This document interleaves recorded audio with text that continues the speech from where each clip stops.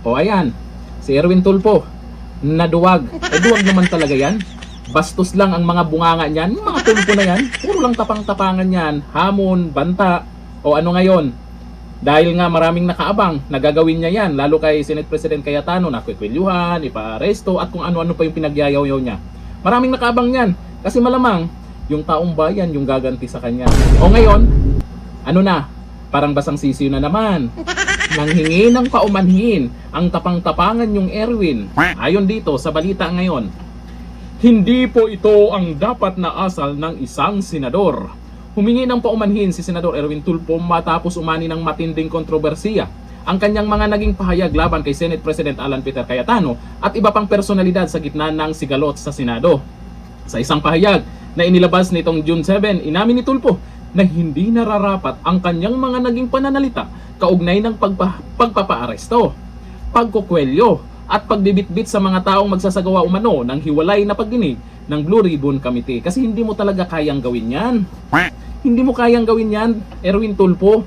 Yun nga lang kasi, syempre, kung ikaw ba naman napikon doon sa sinasabi ng mga 18 ex-soldiers, akalain mo ba naman, nadeliveran ka di umano ng malay-maletang pera? Hindi lang maletang pera ang diniliver pala sa'yo. Di umano yung mga babae pa. Ang hindi mo talaga.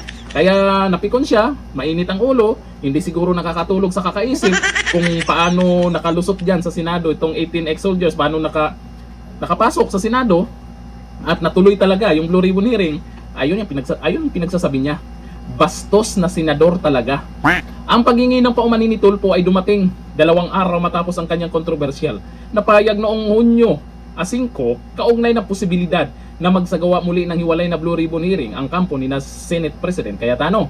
Ang kontrobersiya ay nag-ugat sa pagpapatuloy ng bangayan sa Senado matapos ang kontrobersyal na reorganisasyon ng liderato noong June 3. Iginiit ng kampo ni na Senator Sherwin Gatchalian at Senator Erwin Tulfo na lehitimo ang naging pagbabago ng liderato at mga komite ng Senado. Nataranta lang kayo noon, kaya gumawa kayo ng paraan paano mapigilan itong Blue Ribbon hearing. Pero siyempre, magaling at matalino yung Senate President natin na hanapan ng paraan para malaman ng taong bayan kung sino talaga ang mga pumaldo sa maanumalyang flood control project. May mga ebidensya din naman, hindi lang kwento-kwento lang. Samantala, patuloy namang kini-question ni na Senate President Cayetano, Senador Rodante Marcoleta at iba pang senador ang legalidad ng naturang hakbang dahil umano sa kawalan ng quorum. Yun nga kolorum. O ngayon, ano na? Yung senador nyong tapang-tapangan, yung mga Tulfonatics, tuwang-tuwa pa ng karan. Parang iilan na lang sila. Yung followers nga ni Rafi Tulfo na babawasan, tuloy-tuloy pa rin hanggang ngayon tuwang-tuwa pa, ayan, yung Erwin Tulfo, ganito, dapat ganyan, dapat ganon.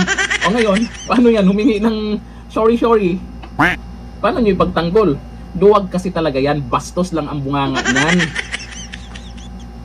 O eto, ayon sa mga nagkomento, sabi ni Ben Corpus, damage been done. Sabi ni Berilio Acaso, Tulfo nagwala dahil nabisto kung anong klaseng tao. Tumanggap ng maleta at may lahi pala ni Mang Kanor.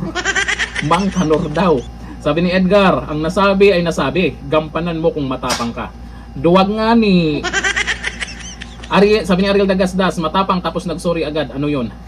Takot nga ni. Kayabangan lang nga ni. Bastos lang ang bunganga nga ni. Isang abogado pa ang pinagsabihan niya ng ganyan. O tingnan nyo naman yung sagot dyan ni Senate President Cayetano. Hindi dinaan sa sigaw-sigaw, sa galit, pinaliwanag lang ni Cayetano na bakit may ganung, di ba, senador nagsalita ng ganyan. Abay, wala na talaga itong mga Tulfo. Sirang-sira na sila. Pero wag ka, yung Ben Tulfo mukhang nakisaw-saw na rin sa issue.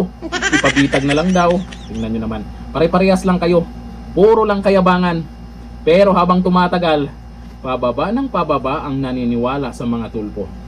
Sa susunod na eleksyon, hirap nang manalo ang mga yan. Hanggang dito lang. Thank you. Bye-bye.